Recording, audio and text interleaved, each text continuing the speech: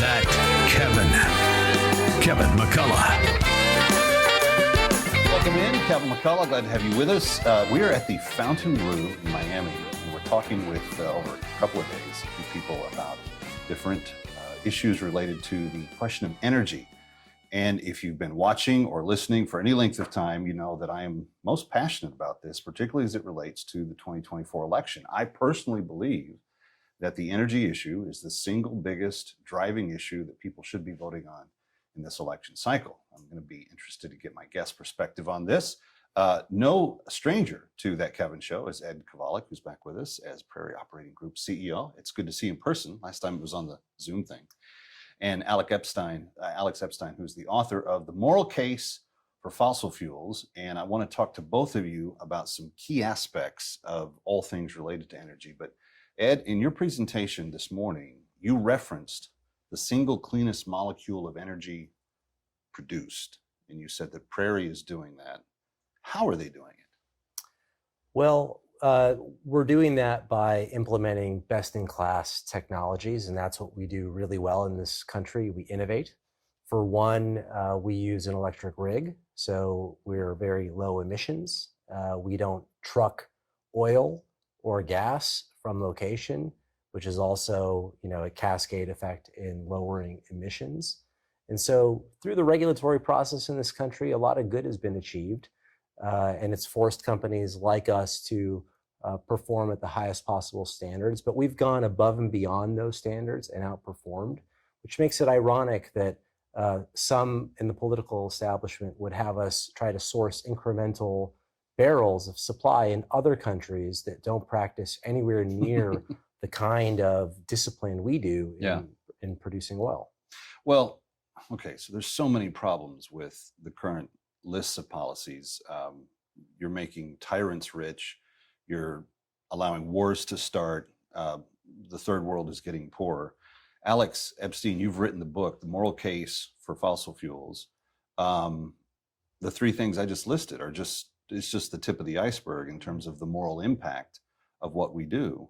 But how can it be wrong for us to say, let's continue to use the moral or the supply that we know works already, while we continue to do things the way Prairie is and finding those ways of doing it better, cleaner, more purely as we go forward? Because as Ed said this morning, this is an issue of addition, not transition.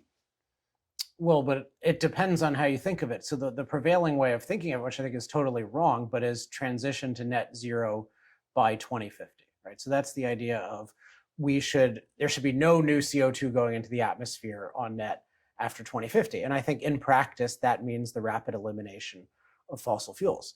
So whatever is happening on the producer side, I mean, in general, you want to do things more cleanly if you can do them cost effectively. But whatever happens on the production of fossil fuels will still emit CO2. And I don't think we can cost effectively capture carbon globally by 2050.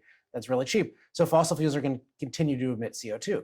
So if your idea is, hey, we want to keep using fossil fuels and sort of do it better, that's one perspective. That's not the net zero perspective at all. The net zero perspective is we got to rapidly eliminate fossil fuels. That is the number one goal that all other goals should be sacrificed to. And my idea is, well, that's an anti-human goal because you are going to destroy the world's availability of energy.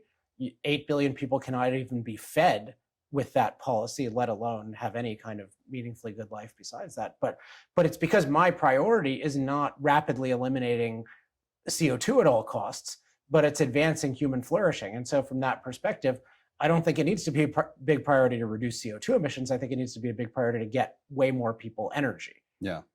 Well, we've been dealing with CO2 emissions since the beginning of time. Humans have found a way to coexist. And I'm not saying that we should dump as many of them into the atmosphere as possible.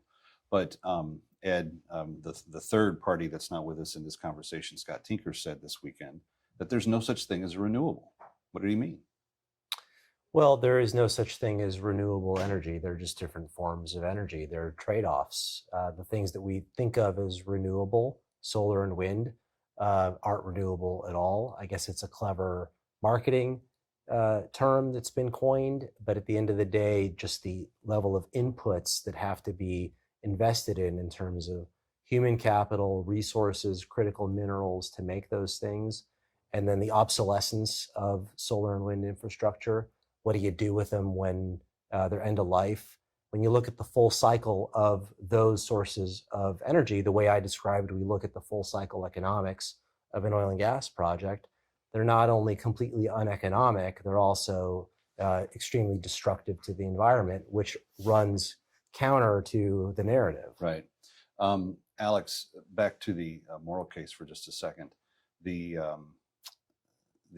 powers that have aligned that are kind of autocrats on planet Earth, Putin, Xi, some of these other leaders, they choose fossil fuels because they're cheap and controllable, and there's no issue of whether or not people are going to be able to have access to them. The West has pursued this policy of cemeteries for solar blades that are being buried all over our nation. How did we get so far off the messaging, especially when it comes to the wars that people like Putin have started, the wars that the mullahs in Iran have started, because they have been empowered by a very high cost per barrel that has allowed them to get away with basically murder? Well, it's kind of the same answer I gave before, in that the number one popular political idea in the world today is rapidly eliminate fossil fuels. It's a religion.